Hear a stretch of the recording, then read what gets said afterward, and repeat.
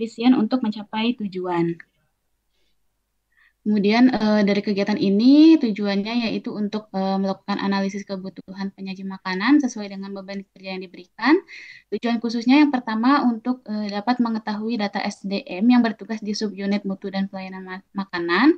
Kemudian tujuan kedua yaitu dapat mengumpulkan data analisis beban kerja Swastiastu, SDM penyaji calon makanan budaya dalam Islam sejahtera. penyelenggaraan makanan secara tim di ruangan Swastiastu, Kana, ULB, calon Asnawati, budaya dan Islam G2. sejahtera untuk kita semua. Lalu untuk yang ketiga, dapat membandingkan kebutuhan dan ketersediaan tenaga kerja penyaji makanan di ruangan Kana, ULB, Asnawati, dan G2.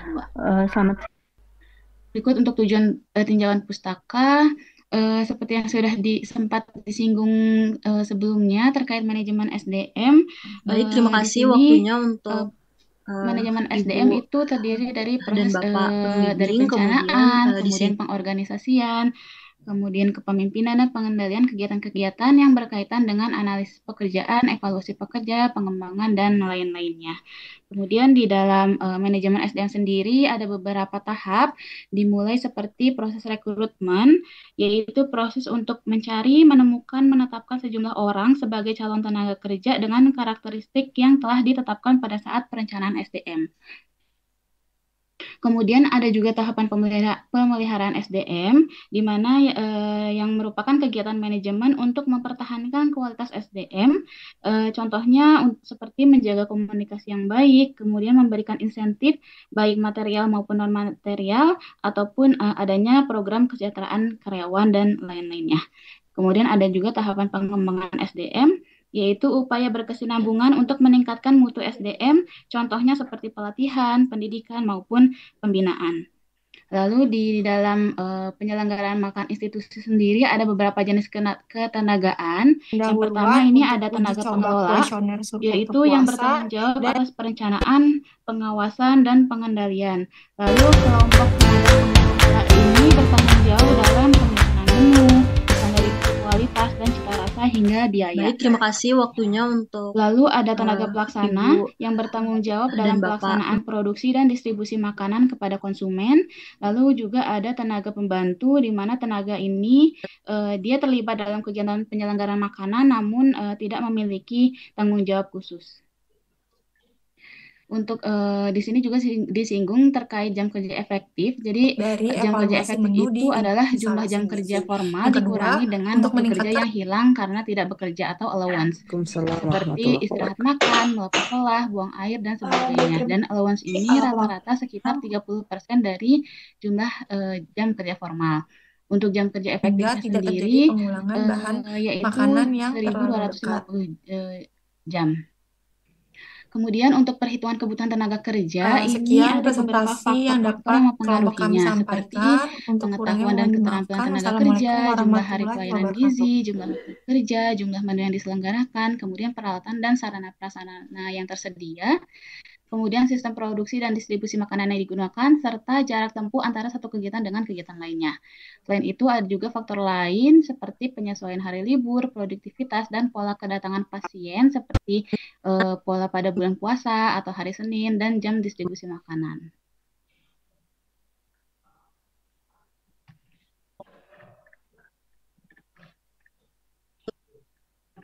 Baik, selanjutnya saya akan melanjutkan mengenai metode penelitian dalam analisis beban kerja ini. Baik, untuk yang pertama, dimulai dari pengamatan awal. Pengamatan awal inilah pengamatan yang dilakukan untuk mengetahui beban kerja di bagian pelayanan makanan untuk ruangan yang melakukan distribusi secara desentralisasi, yakni pada ruang Kana, ULB, Asnawati, dan juga Gitu 2. Untuk identifikasi masalahnya adalah untuk mengetahui berapa beban kerja dari setiap perangkat jamuan, yakni penyaji makanan, sehingga mengetahui kebutuhan penyaji makanan itu sendiri. Selanjutnya, untuk tujuannya adalah untuk menganalisis beban kerja dari setiap penyaji makanan, sehingga dapat menghitung kebutuhan tenaga kerja perangkat jamuan untuk penyaji makanan dalam satu tim. Selanjutnya untuk kajian literatur, di sini disiapkan beberapa referensi yang terkait dengan beban kerja dan juga efektivitas kerja sehingga dapat menunjang pembahasan dalam analisis beban kerja yang akan diamati.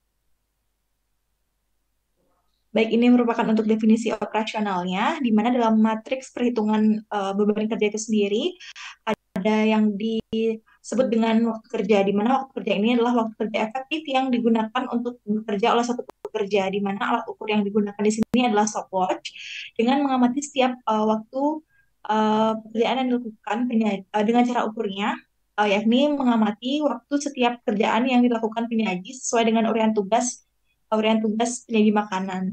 Lalu skala ukurnya interval dengan hasil ukurnya adalah waktu kegiatan dalam satuan menit. Lalu selanjutnya waktu per kegiatan. Waktu per kegiatan yang dimaksud di sini adalah waktu yang dibutuhkan oleh seorang pekerja dalam melakukan satu kegiatan pekerjaan sesuai dengan urian tugasnya. Alat ukurnya di sini adalah matriks perhitungan analisis beban kerja dengan cara ukurnya yakni menghitung waktu kerja per kegiatan kemudian dibagi dengan 60.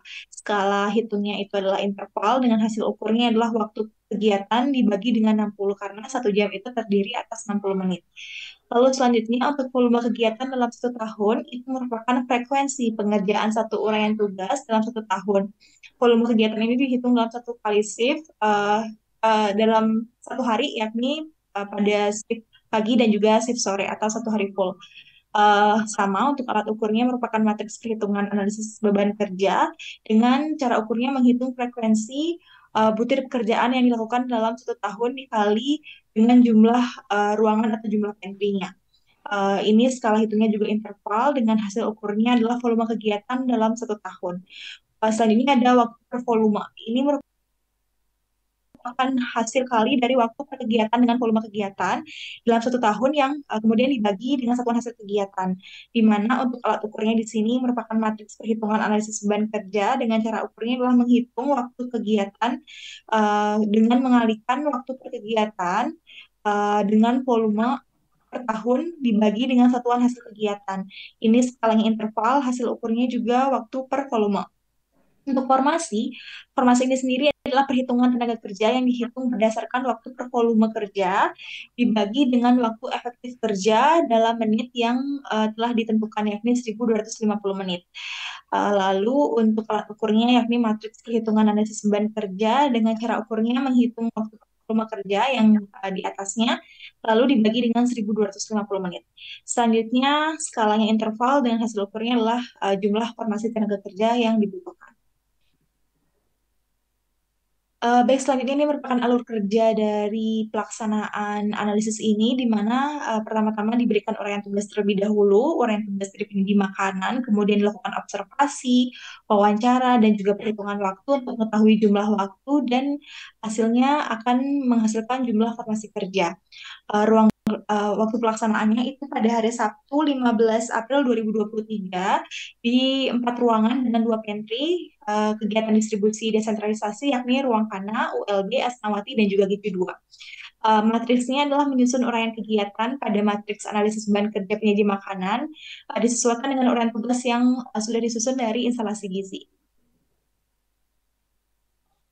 Tahap pengumpulan datanya ada 3, seperti yang sudah dijelaskan pada alur tadi, ada observasi atau pengamatan langsung, lalu ada wawancara atau pertanyaan lisan mengenai hal-hal yang sekiranya belum dapat diamati secara observasi, lalu selanjutnya ada perhitungan waktu, menghitung dan mencatat waktu kegiatan apa saja yang dilakukan oleh penyaji makanan tersebut.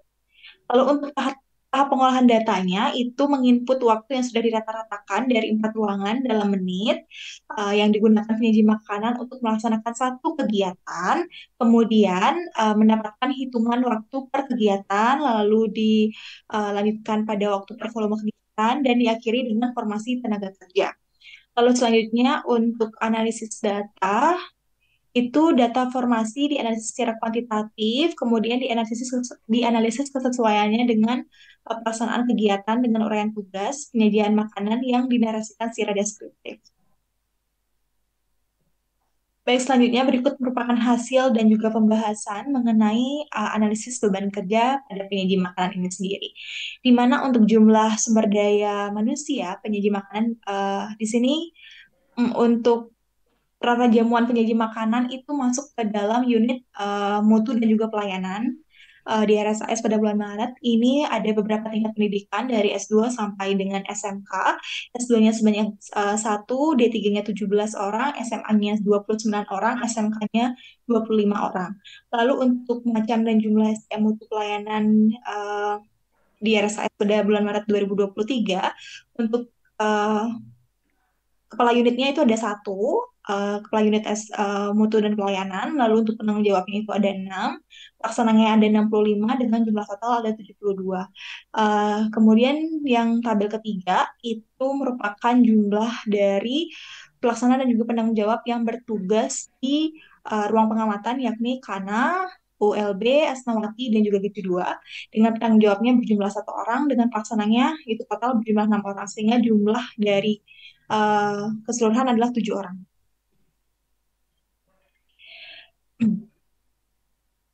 Baik, berikut merupakan matriks dan juga analisis perhitungan beban kerja. Kita mulai dari nomor satu.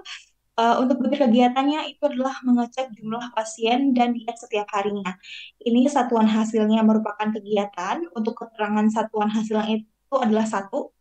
Untuk waktunya ini dari 4 eh, hasil perhitungan, karena ada terbagi atas 2 pantry, pantry yang atas dan juga pantry yang bawah, di shift pagi dan juga di shift sore, sehingga itu ada 4 waktu, jadinya dibagi dengan 4 itu menghasilkan rata-rata 12,24 menit.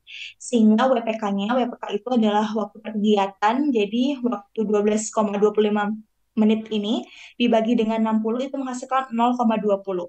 Selanjutnya untuk volume kegiatan dalam 1 tahun itu eh, 1 tahun terdiri atas 365 hari. Itu lalu kemudian dikalikan dengan dua. Dua itu adalah jumlah berapa kali dia melaksanakan mengecek pasien dan dietnya. Jadi karena ada 2 shift, jadi dikalikan dengan dua, dikalikan dengan dua lagi karena dua yang terakhir adalah jumlah pantry yang diamati ada 2 seperti itu. Menghasilkan 1460.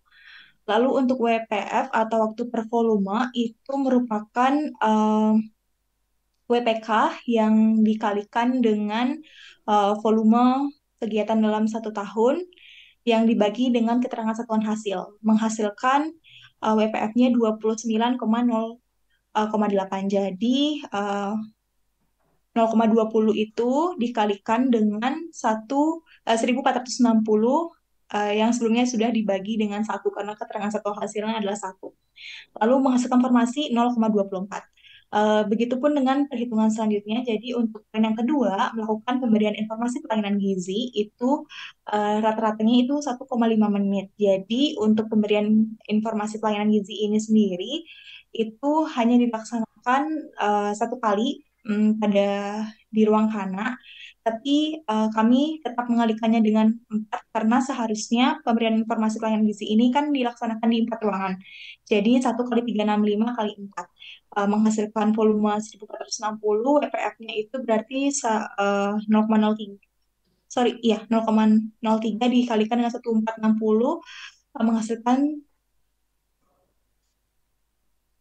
menghasilkan 3650. Lalu untuk formasinya berarti mohon maaf tadi belum dijelaskan, formasi itu adalah WPF yang dibagi dengan 1250. Jadi hasil WPF dibagi dengan 1250 menghasilkan 0,03. Lalu selanjutnya poin yang ketiga yakni membuat etiket makanan. Ini 3 kali dilakukannya. Membuat etiket makanan karena ada makan pagi, siang, dan juga sore, dikalikan 365 dikalikan dengan 2 karena ada 2 pantry yang membuat etiket makanan seperti itu. Lalu untuk WPF-nya 538 dengan formasinya menghasilkan 0,43. Untuk membuat daftar permintaan makanan pasien itu dilaksanakannya RSUP 1 kali pada pukul 9 DPMP-nya pada pukul 9 dikalikan 365 dikalikan dengan 2 karena jumlah pantry yang melaksanakan kegiatan ini adalah 2. Lalu menghasilkan WPF-nya 167,29 dengan dibagi 1250 menghasilkan 0,13. Lalu yang kelima untuk menyiapkan peralatan untuk untuk mengambil makanan ke instalasi gizi itu dilaksanakannya 3 kali di dua ruangan juga, jadi 3 kali 365 kali 2 menghasilkan 2190 yang kemudian dikalikan dengan WPK-nya menghasilkan 173,38 dibagi 1250 menghasilkan 0,14. Baik, selanjutnya Untuk poin keenam, yakni mengambil makanan dari instalasi gizi itu juga dilaksanakan sebanyak 3 kali di 2 pantry, sehingga volumenya 2190 menghasilkan WPF-nya 456,25 dengan formasi 0,37. Waktu rata-ratanya adalah 12,5 menit. Lalu untuk mengambil snack dari instalasi gizi itu dilaksanakannya 2 kali dengan waktu rata-rata adalah 13,75 menit, menghasilkan WPF 334,58 dengan formasinya 0,27. Lalu untuk poin yang ke-8 itu mendistribusikan makanan ke pasien ini dilaksanakannya 3 kali dikalikan dengan jumlah hari dalam setahun yakni 365 dikalikan dengan 4. Nah, kenapa dikalikan 4? Karena ruangan yang didistribusikan makanannya itu ada 4. Yang kami kalikan 4 menghasilkan volume kegiatan dalam 1 tahun yakni 4.380. Kemudian dengan waktu rata-rata mendistribusikan makanan yakni 16,75 menit. Sehingga menghasilkan formasi 0,98. Lalu untuk poin ke-9 yakni mendistribusikan snack ke pasien. Ini dilaksanakan 2 kali, 365 hari juga dan dikalikan dengan 4 karena ada 4 ruangan. Itu dilaksanakannya uh, rata-ratanya itu 7 menit dengan formasi yang dihasilkan adalah 0,27. Lalu untuk selanjutnya poin yang ke-10 itu adalah mendistribusikan air minum ke pasien. Nah, untuk mendistribusikan air minum ke pasien ini tidak semua ruangan melakukannya. Pada saat pengamatan hanya ruang kana yang mendistribusikan air minum ke pasien sebanyak 1 kali, sedangkan ruangan yang lainnya itu menggunakan sistem galon sehingga tidak setiap hari.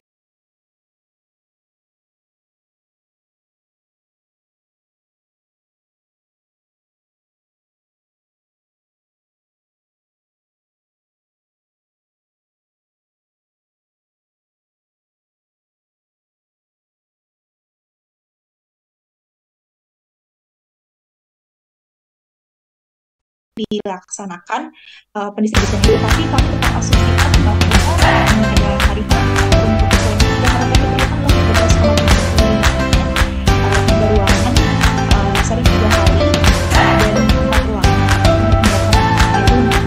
untuk mendapatkan kali sehingga yang kegiatan makan dulu dengan formasi 0,5.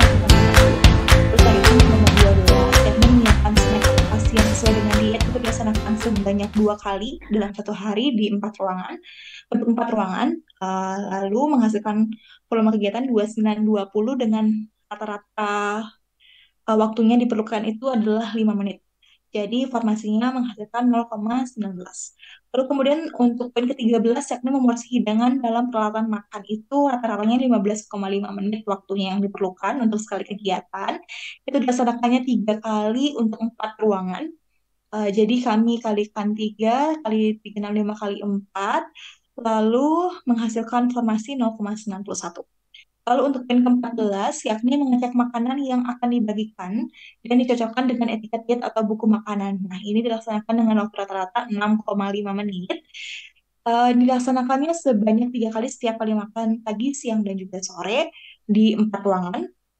Ada bersamaan dengan saat distribusi dengan formasi yang didapatkan adalah 0,38. Lalu selanjutnya untuk poin yang ke-15 adalah mengambil alat makan dari pasien. Nah, untuk mengambil alat makan dari pasien ini dilaksanakan juga sebanyak 3 kali pada makan pagi, makan siang, dan juga makan sore pada 4 ruangan juga. Lalu dikalikan pada 4 ruangan, lalu dengan hasil rata-rata waktu dari 4 ruangan adalah 7,75 menit, sehingga formasi yang didapatkan adalah 0,45. Baik, selanjutnya untuk berkegiatan mencuci peralatan makan dan kelontong. Sebenarnya untuk mencuci peralatan makan dan kelontong ini dilaksanakan oleh setiap petugas itu tidak ada jadwal yang tetap, jadi kadang mencuci, jadi kami catat dan kami catatkan dan juga rata-ratakan dan kami asumsikan setiap selesai makan itu mencuci peralatan seperti itu. Jadi kami kalikan 3 kali 365 kali 2 karena kami gunakan pantry, jumlah pantry untuk mencuci peralatan ini. Sehingga menghasilkan volume kegiatan sekian dan formasi 0,42 dengan waktu rata-rata mencuci yakni 14,25 menit. 25 menit. Lalu kemudian untuk membersihkan atau mencuci roda makan dan juga roda distribusi. Nah, berdasarkan hasil wawancara untuk mencuci atau membersihkan roda makanan dan juga roda distribusi ini seharusnya dilaksanakan setiap akan distribusi, jadi dilaksanakan setiap 3 kali. Namun dalam pengamatan itu hanya dilaksanakan sekali dan kami jadi nulisnya hanya dikalikan 1 kali 365 dikalikan 3 dengan 4 dikali 4 karena jumlah roda makanan itu ada 2 roda untuk mengambil makanan dan juga 2 roda lagi yang digunakan untuk distribusi seperti itu. Lalu selanjutnya sehingga menghasilkan dalam 1 kali kegiatan itu hanya sebentar sekitar 2,75 menit sehingga menghasilkan formasi 0,05. Untuk mengisi form checklist pembersihan roda makanan dan juga roda distribusi itu juga seharusnya dilaksanakan sebanyak 3 kali. Namun hanya 1 ruangan, yakni di ruang kana yang melakukannya. Sehingga kami mengalihkannya 1 kali 365.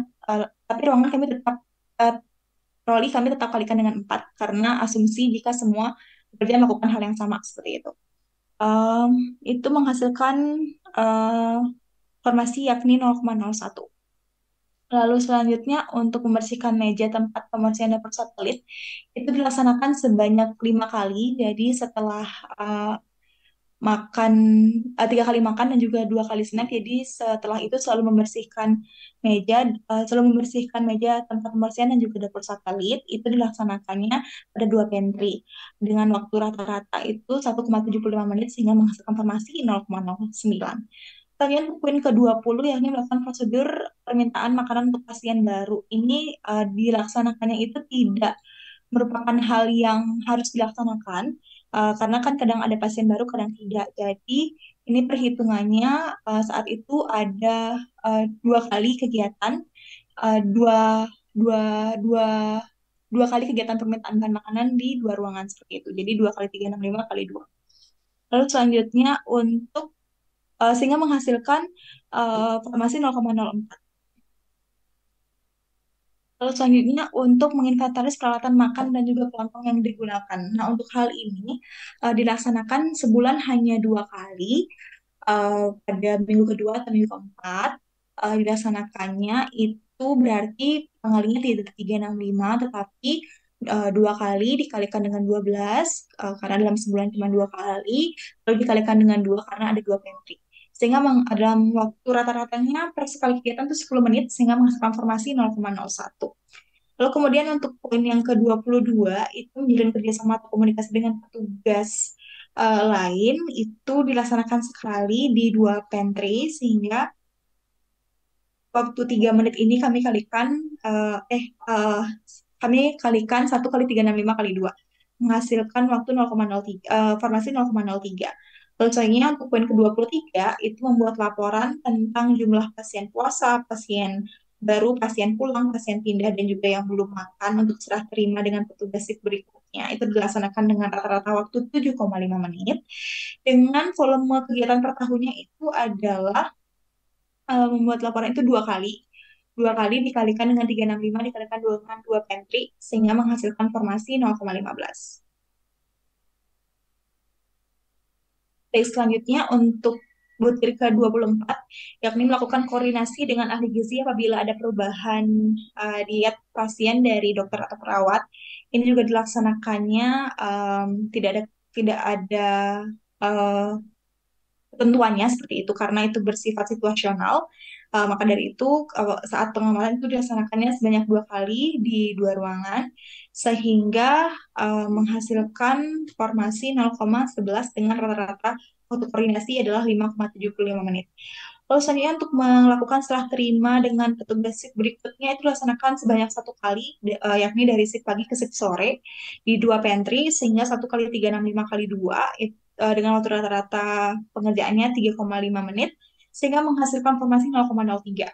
Lalu selanjutnya untuk kegiatan melakukan tugas lain yang diberikan oleh atasan itu bersifat situasional juga. Namun pada saat kegiatan itu dilaksanakan sekali di 2 pantry, itu menghasilkan dengan rata-rata waktu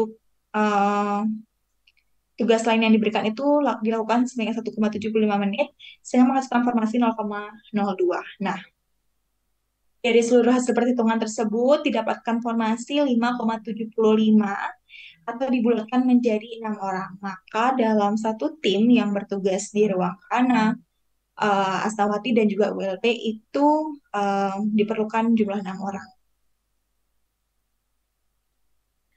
Baik, kemudian di sini terdapat perbandingan data analisis beban kerja dengan ketersediaan.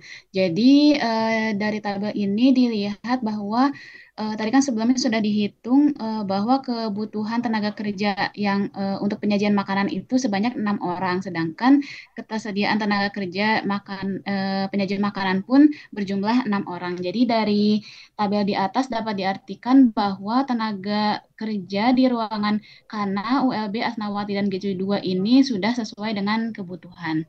Lalu faktor-faktor yang bisa mempengaruhi beban kerja itu ada faktor eksternal, yaitu faktor yang berada di luar tubuh pekerja, seperti tugas yang bersifat fisik dan mental, kemudian organisasi kerja dan lingkungan kerja. Lalu ada juga faktor internal, yaitu faktor dari tubuh akisor seperti faktor somatis eh, seperti jenis kelamin, usia, kondisi kesehatan, lalu ada juga faktor psikis seperti motivasi, persepsi, kepercayaan, dan keinginan serta yang lainnya. Lalu ada faktor-faktor lain seperti pasien yang fluktuatif, misalnya ada penambahan pasien baru ataupun perubahan diet, atau juga ada petugas yang tidak dapat bertugas di jadwal yang telah ditentukan. Kemudian kesesuaian pelaksanaan kegiatan dengan uraian tugas. Jadi sebagian besar petugas ini sudah melaksanakan kegiatan sesuai dengan uraian tugasnya. Tapi ada beberapa kegiatan yang memang tidak dilakukan, seperti beberapa petugas tidak melakukan pemberian informasi pelayanan gizi, kemudian beberapa petugas juga tidak membersihkan roda makanan dan roda distribusi, lalu tidak mengisi form checklist pembersihan roda makanan dan roda distribusi.